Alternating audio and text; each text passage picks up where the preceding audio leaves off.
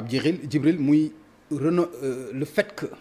benn bokk yaakaar annoncé woon benn point de presse génnaat ci est-ce que loolu ci wàllu communication lu baax la ak it pour yow lan moo tax décision bu mel noonu ñu jël ko annoncé woon ko ba doon def seen installation.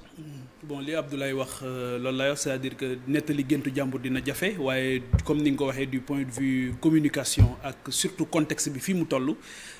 cafouillage lañ koy tuddee te bu fekkee ne tànn nañ ne dinañ génn à 10 heures amoon nañ raison bu tax ñu ne dañuy génn suñ ci renoncé tamit xëy na ki nga xamante ni ko Abdoulaye waxee moom mbir yi moo ko reprendre muy le président de la République peut-être que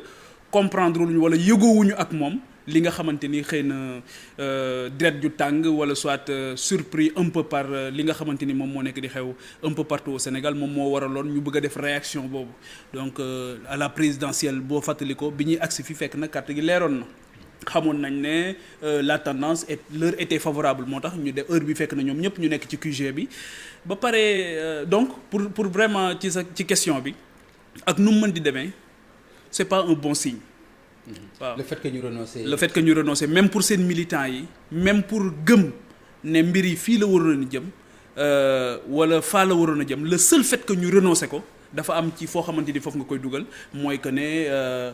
rien n'est sûr certitude amul par rapport à une victoire surtout par rapport ak dëkk yi nga xamante ni dafa nekk à fort enjeu notamment la capitale du Sénégal muy Dakar donc loolu je pense que ne du point de vue de communication wax dëgg on n'a même pas soxlawul ngay xarañ lool ci communication pour xam ne c'est pas bien du point de vue de la communication leneen li ma embrayé ci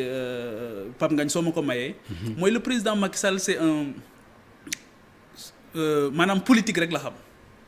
te tey boo déggee discours